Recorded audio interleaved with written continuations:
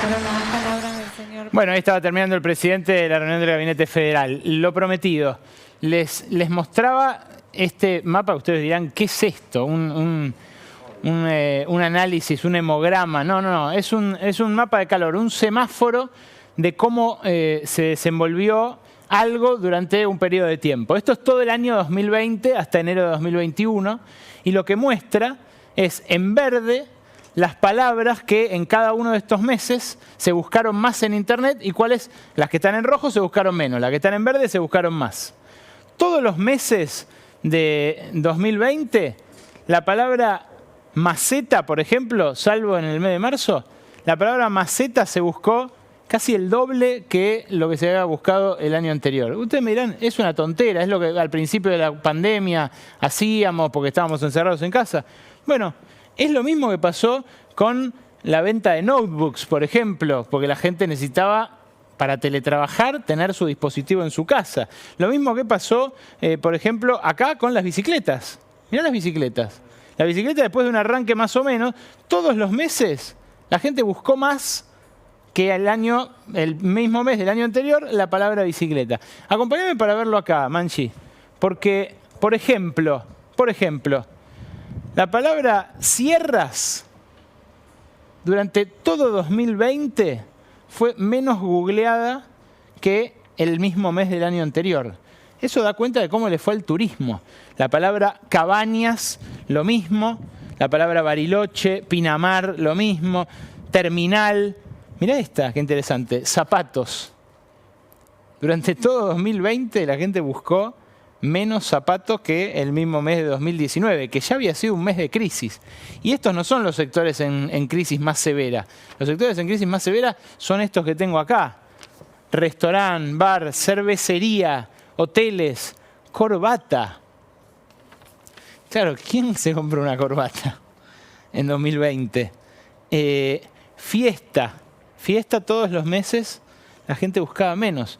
Bueno, este mapa, este semáforo, que no es el semáforo epidemiológico, lo que muestra es que incluso aunque la economía crezca 5 o 6% en 2021, muchos sectores van a estar muy lejos de recuperar la vieja normalidad. Esta nueva normalidad va a tener gente que se va a quedar atrás. Y la gran pregunta es, ¿el gobierno qué va a hacer para poner la economía en marcha en este año, que además es de elecciones? Esa es la discusión interna que hay en el frente de todos. La interna del gobierno, en términos económicos, tiene que ver con hasta dónde se puede cebar la demanda, hasta dónde se pueden recuperar los ingresos, que es la única forma de traccionar el consumo de todos estos productos a la vez, haciendo que los sueldos, que perdieron 25% de su poder adquisitivo en los últimos 3 años, incluyo los 2 de Macri, pero también el de Alberto Fernández, en los que también perdieron los sueldos. ¿Cómo se puede hacer para recuperar ese poder adquisitivo? Hay algunos en el gobierno, encabezados por Martín Guzmán, que dicen, tenemos que hacer que sí o sí los ingresos crezcan por encima de la inflación en este 2021.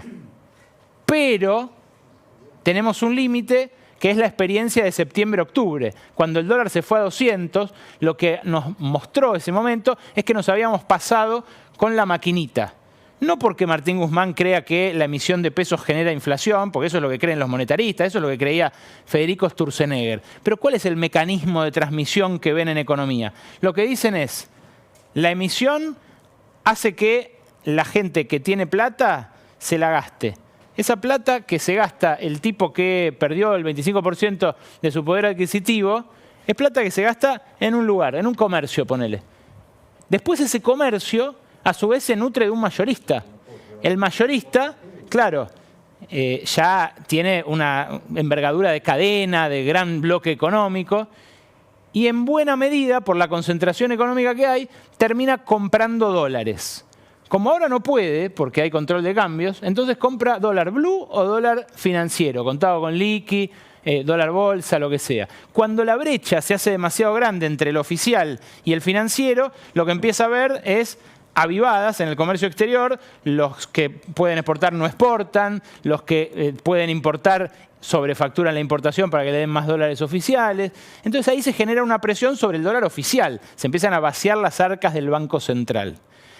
Ahí Cuando eso pasa, se produce la devaluación, que es lo que quiere evitar el gobierno a toda costa, una devaluación brusca, un salto del dólar oficial. Si eso pasara, ahí sí se generaría inflación, porque la gran causa de la inflación en la Argentina en estos últimos años fue el salto del dólar, tremendo que hubo en la época de Macri, de 20 a 40, de 40 a 60. Después subió el paralelo, es cierto, subió hasta los 150 que vale hoy, pero ese salto del oficial todavía lo estamos pagando. Bueno, hay otros sectores del propio Frente de Todos que, por ejemplo, abrevan en el cristinismo o en los movimientos sociales, el movimiento Evita, los movimientos los que dicen hay que ponerle plata ya en el bolsillo de la gente. Lo que dicen es hagámoslo igual y veamos cómo hacemos para absorber esos pesos de los oligopolios o de las grandes cadenas que empiezan a fogonear la fuga de capitales cuando reciben los pesos del que los embolsa para ver fortalecido su ingreso en un momento de crisis como este. Bueno, ese reclamo es el que todavía no saldó, no laudó Alberto Fernández. Sí se refirió a él Cristina Fernández de Kirchner cuando estuvo en La Plata y dijo, tenemos que alinear precios, alimentos, salarios y tarifas. Es un desafío, ¿eh? Es un desafío porque es un año en el que va a estar la supervisión permanente de Cristalina Georgieva. Pero es súper interesante como debate, porque incluso los heterodoxos, que son mayoría y que están en el Ministerio de Economía, también en la mayoría del directorio del Banco Central, lo que dicen es la economía es tan desigual que esos pesos que uno pone en la base de la pirámide suben muy rápido. Suben muy rápido y suben a un lugar muy concentrado. Y esa es una realidad. Ahora, ¿el Estado no puede arbitrar, se preguntan los otros, para que esa cúspide de la pirámide no haga lo que quiera? ¿No se podía tener, por ejemplo, una cerealera testigo en Vicentín para que no subfacturaran las exportaciones, los grandes grupos exportadores de aceite y de granos?